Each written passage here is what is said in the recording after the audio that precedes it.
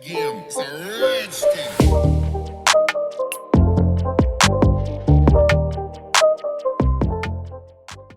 What is going on, guys? Welcome back. In today's video I'm going to show you my top 7 Vim plugins, or I should say NeoVim plugins, that I use basically every single day. Now keep in mind that this list might change over time because I'm constantly playing around with new plugins, trying out new plugins and so on. So maybe in a couple of months from now this is going to look quite different. Also, keep in mind that I'm not going to include here any plugins that are not Vim specific or NeoVim specific. So something like GitHub Copilot, for example, even though I have the plugin and I really enjoy it, I'm not going to include it in the list because GitHub Copilot is a general plugin that is available for VS Code. It's available for JetBrains products, and it's available for NeoVim, but it's not a NeoVim plugin in the original sense. So I'm only going to include stuff that is mainly known to be a Vim plugin or a NeoVim plugin. Alright, so let us get started right away with the plugin on rank number 7, which is tagbar. And for that, I'm going to switch to NeoVim here.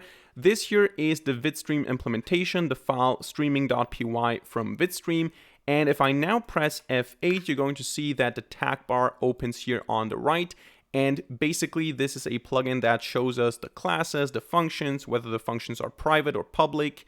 We can see the imports, and one thing that we can do here is we can jump. So we can, for example, right now we are, where are we? In the streaming server. If I want to jump to the video client cleanup function, I just double click it with the mouse if I have the mouse enabled. Otherwise, I can just go there with the keyboard and, for example, streaming server init, press enter, and then it gets me to that function. And especially if you have a file that's quite large, like this one, for example, you don't want to be scrolling all the time, but you also don't want to necessarily look for function names all the time. Now, this file has 556 lines of code with a lot of comments, obviously. But if you just want to jump, you just double click, you just use the keyboard if you want to, you just, navigate the file. Then you go to the right with Control W and then right, or I think it also works with H and L, obviously. And then you just press enter for get frame, and it gets you to that function. Now, to be fair, this is not necessarily a function that I use or a plugin that I use too often, because most of the time I'm not working with files that have so many classes that I don't scroll to the functions, or I don't, navigate with jumps. But this is a very useful plugin, and as far as I notice right now, this also jumps with you. So if I navigate here on the left side to a function, you can see that it updates on the right the function that I'm working on. So now I'm in client streaming. You can see on the right, it also says I'm in client streaming. So I also have this for Java and C. This is for C. Here I have some university tasks that I did a couple of months ago, or I think a year ago. Now if I press F8, you can see here members, you can see the functions, the variables, structs in C. So it's also, or the macros, you can also see that it's adaptable for two different programming languages. You can also see I have this here for Java, another university project. If I press F8, there you go, you can see the class with the fields and the methods. On rank number 6 is a plugin that I have started using just recently, and it's called Dashboard. So the Dashboard plugin basically triggers when you just open NeoVim without, or I think it also works for Vim, without specifying a file or a directory. So if I just type nv, which is my alias for NeoVim, you can see that this dashboard opens up, and I can use a couple of these things here. For example, I can jump to bookmarks. I don't think that I have any bookmarks. Now, it has some bookmarks automatically. I didn't set them manually. I can change the color scheme, which is one of the most useful things because you don't have to constantly type color and then, with tab navigate this list here. You can go to change color scheme and you can type something, for example, material, and you get all these color schemes containing the string material. And I think it uses Fuzzy Finder, so you need to have Fuzzy Finder as a plugin as well. But it also works if I, for example, when I want to target paper color, I can say pap and col, and then it also finds paper color, even though I didn't type paper or just color. So it can also use this Fuzzy Finder type of searching. And of course, if I just press something like Afterglow, it changes the theme immediately, and I can see if I like it or not. Now, let me get out of this here again. And of course, I can do all sorts of other things. I can see recently opened files. I can find a file. I can open the last session. I can create a new file. It's just a nice thing to have when you start NeoVim without specifying a specific file. I think it's just nice to have this dashboard here because it feels more like this is an actual IDE instead of just a simple editor that you can open individual files with. The next plugin on my list, which occupies rank number 5, is called Fuzzy Finder, and we already talked about it because the dashboard uses it to search color schemes, to search files, and so on. And to be honest, this is a plugin that I just started using recently, so I have no idea what it is capable of. I basically use it for one thing that I really enjoy. Let's say I'm in this directory here with all my projects that I ever recorded. And let's say I open up a file here, test.txt, for example, or you can also just open up the directory. The feature that I use the most right now, and I think this is in combination with dashboard, the only thing that I use Fuzzy Finder for, let me just move this up here, is the :AG command. I don't even know what this stands for, but it uses the Silva searcher. And when I type this, I can just look for content in all the files here, in all the files. So I can look for directories, I can look for file names, or I can look for lines of code inside of files. So for example, in all these directories, somewhere I probably use a socket. So let's just type socket. Now, of course, I have these files here called socket tutorial, but here, for example, I have a directory TCP versus UDP, and then I have TCP client.py, and you can see here that the word socket is found in here. So it also looks inside of the files for certain things. Now, let's not look for socket, let's look for neural network. This is Fuzzy Finder. So what do we have here? For all genomes passed, create a new neural network. So this is a comment in this case, but you can see that it finds not only the file names, not only the directories, but actual lines of code, or of comments in this case, inside of all the files that are inside of that directory. And this is very powerful. I think Fuzzy Finder could move up the list a bit more if I knew all the things that it is capable of. As I said, the only thing I use Fuzzy Finder for right now, because I installed it a couple of days or weeks ago, is this particular feature and dashboard, basically. So dashboard is based on Fuzzy Finder, but Fuzzy Finder itself, I use it like that. It's a very, very powerful tool. The plugin on rank number 4 is a very simple plugin. It doesn't add a lot of functionality, it's not complex, it's not fancy in any way, but I use it all the time. And this list is not based on how fancy a plugin is, but on how important it is to me as a Vim or NeoVim user. And this plugin, I use it every day, I use it every time I code, and I use it all the time in all different languages. And I even use it when I use something like IdeaVim integrated in PyCharm or IntelliJ, for example. And this plugin is the vim-commentary plugin.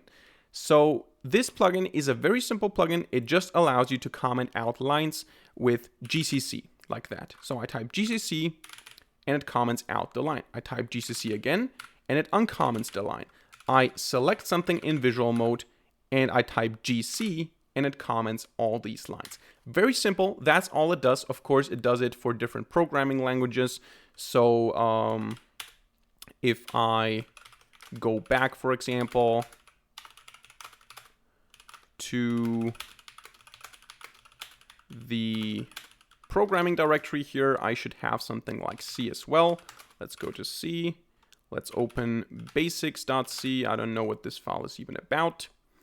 But here I have some examples. I don't know, maybe I learned C, maybe I made a tutorial, I'm not sure. But let's say I want to comment this thing out. All I do is I select it and I type GC. There you go, it's commented. Now I can also do this for a single line, GCC, and if I use the point, I can just do this all the time.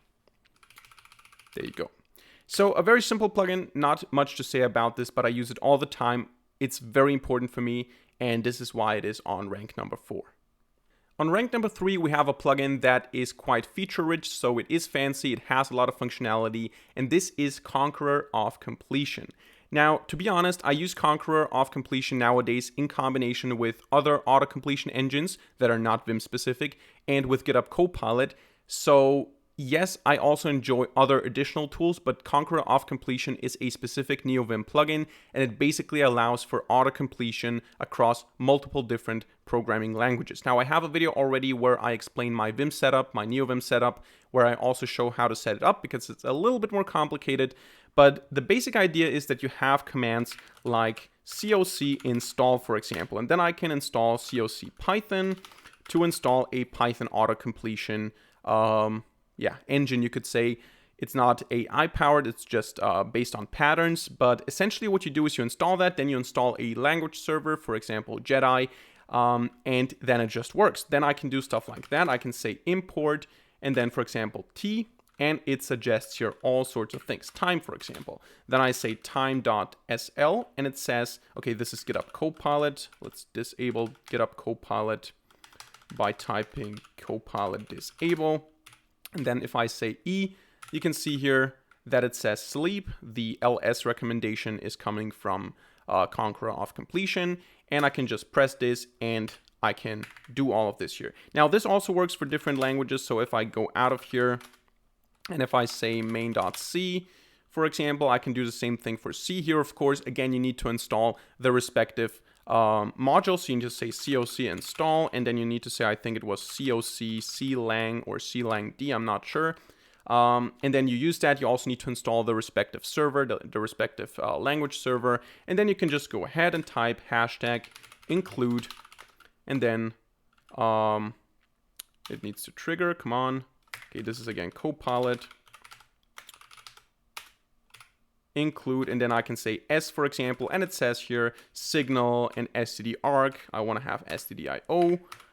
Now I can say in, and it suggests int, and so on. Basically auto-completion for different languages. Now, one thing that Conqueror of Completion also offers that I'm not really making a lot of use of is snippets. You can also define your own custom snippets that are triggered by keywords. For example, if I always write the same function int main and then int argc and argv, this was not Conqueror of Completion, this was another auto-completion engine that completed this. But if I always have the same structure, right, with return 0 and all that, if I always have this and I don't want to write it manually, I can define a coc snippet, which I call main f, for example. And whenever I type main f, I will be able to just press tab or enter, and it's going to write that out. And I can do this for quite complex things as well.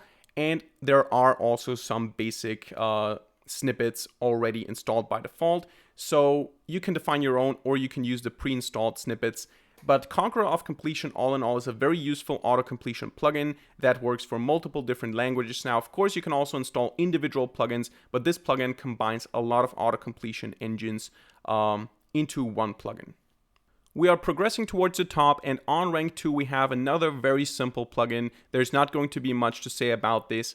And this is the airline plugin. You see it all the time here already. This is this little thing down here. Nothing fancy about it. It basically shows me if I'm in insert mode, if I'm in normal mode, if I'm in visual mode. It also shows me the file that I'm working on. It shows me the programming language. It shows me the operating system and some stuff like how much percent of the file or on what portion of the file I am. For example, if I'm at the beginning, I have 16% off, in this case, 6 lines. It shows me which line I'm at. It shows me also the row, as you can see here. So a very, very basic things. It also gives me some status updates here. Very basic, not much to say about it, but I wouldn't want to use NeoVim without it. So it's on place 2, it's on rank 2, not because it's so fancy, but because it's essential to me. And I always use it, and I want to have it. And if I have to choose 3 plugins, it would be this plugin on place 2, definitely. Now, before we proceed to rank number 1, I want to add some honorable mentions, some notable mentions, plugins that I use all the time that I really enjoy using, but that didn't make the top 7. And I also want to mention that I did not include color schemes. So color schemes, yes, technically you need to install them using plug-install, for example, but they're just themes. They're not actual plugins with functionalities. So if you want to know my color scheme, actually it is right now base 16.1 dark with a custom airline. I updated my config. I think you should find it on GitHub. I'm not sure. Maybe I'm going to update it after this video. But the plugins I want to talk about are a couple. So first of all, the surround plugin, a quite simple plugin. Let's say I have a message, for example, hello world, can you please surround this or surround something in here, question mark. Now let's say I want to surround the surround word, for example. All I need to do is I need to type YSIW and then parentheses. So YS, I think this triggers the plugin, and IW is for inner word. and then parentheses to surround it with parentheses. I can also do this with ys in a word and then square brackets, and I think it's also possible with single quotations, so ysiw single quotations like that. And of course I can also do this for a couple of words. So if I say here ys3w parentheses, it surrounds the next 3 words. And if I select something in visual mode, I think I just need to type was it capital S and then yeah, parentheses, for example. Or if, for example, I wouldn't have anything here, I can just select a line and then I can say S and quotation marks. Okay, this didn't work out. Let's do it like that. Visual mode, end of the line, and then S and quotation marks like that. So this is the surround plugin. I think it's a notable mention. Another thing would be multiple cursors. So if I have, for example, hello world, what is up, question mark, and then here I have, hey, I wanted to say hello. Can I say hello to you? And let's say I want to select all the hellos. What I can do is I can go to the first hello, and I can select it, and then I can press Control N to get the multiple cursors. By the way, all the plugins are going to be linked in the description down below. If I forget it, please mention it in the comments, and I'm going to update this. That is one plugin. Another plugin would be the bullets plugin, a very, very simple plugin. I'm not sure if it works in Python files though. Maybe in a comment. Let's open up a comment here. Let's say I want to say list of things. And then I have here one item. If I now press enter, no, it doesn't work here. Let me just open a text file, test.txt. If I have some list of to-dos, for example, and I have here a star symbol, 1, then I press enter, you can see it opens up immediately another star. 2, enter, works again. Now if I press tab, or if I delete this and I press tab and I say was it hyphen, and then test, and I press enter, it opens up another one. And it also works with numbered lists. So if I say 1, hello, then it says 2, 3, and I think if I already have an existing list with 1, 2, with 2, 3, 4, and if I add something like, does it work like that? No, it wasn't like that. But if I add, I think something like an enter here, there you go, it updates it to 1, 2, 3, 4. So this is one plugin, and I think last but not least, one thing that I want to mention is the terminal plugin. Now, I usually use the split mode of the Windows terminal, or if I'm on Linux, I use tmux. But what you can do is you can install the terminal plugin, and then you can type terminal split bash, for example. And this opens a terminal down here that I can also use, as you can see. And I can also close this like a Vim window. So those are the notable mentions. And finally, the plugin on rank number 1, the one plugin that I would not want to live without, the one plugin that I would install if I was limited to a single Vim plugin, is called Nerdtree. Nerdtree is the most fundamental plugin for me. I use it all the time, and what it does is it basically provides you with a file tree. So let's go to terminal here and let's open a directory in NeoVim. So nv, my alias, in your case nvim probably, and dot to open the current directory. What you see when you do that is you see Nerdtree. So you see here the file structure. I can open the recorded directory. It's going to take a while because there's a lot of stuff in there. You can see these icons here. By the way, I should mention Nerdtree in combination with the Vim icons, so with the Nerdtree icons. But what you can see here is, for example, if I go to 3D plots, you can see that the Python file has a Python icon, the PNG file has a PNG icon. I can open directories, I can close directories. And let's just go out of here real quick. Let's go to the desktop, for example. If I open the desktop in NeoVim here, I can also create new files inside of Nerdtree. So I can press M here, and I can say A for add a child node. I can say new file.py, for example. It creates a new file. Now I can open that file by pressing just enter. Then it opens that file in NeoVim. Now I can press Control T in my case to open Nerdtree on the side here. I can open some other file. Let's create another file. Let's create a main.c file, and I'm going to open that in split mode by pressing S. So Now on the left side, I have main C. On the right side, I have new file.py. I can say Control T to close nerdtree again. I can write some stuff here. Let's just include something. Include stdio h int main and then int argc, argv, whatever. There you go, simple hello world program. And then here, I'm going to just say, I don't know, print hello world. Doesn't really matter what I say here. Now I have these two files. I can open up nerdtree again. I can, for example, close this one first, and then I can say, okay, I want to open it in split mode, but I want to do this horizontally. So I just type I, and it opens it up here. So nerdtree is just a very, very nice tool because you have this file tree here. You can also rename files. So for example, let me close this main C file here, and I can just go M, and I can type M another time here. You can see move the current node, and I can rename this to new file.c, for example. File is opened in buffer 5. Replace this buffer with a new file. Yes, do that. And now I can open this here, and it has a new name. So nerdtree, it's maybe not the most fancy plugin, even though it adds a lot of functionality, but it's fundamental for me because you have a file tree in NeoVim. You don't need to leave the editor every time you want to open something. It's a very, very simple thing, and this is my #1 plugin. So that's it for today's video. Hope you enjoyed and hope you learned something. If so, let me know by hitting a like button and leaving a comment in the comment section down below. Also, please let me know what your favorite Vim plugins are. Maybe you have some recommendations, some interesting plugins that you want me to try. If a plugin is particularly interesting, I'm going to make a video on it maybe. So let me know your favorite Vim plugins in the comment section down below. And other than that, don't forget to subscribe and hit the notification bell to not miss a single future video for free. See you in the next video, and bye.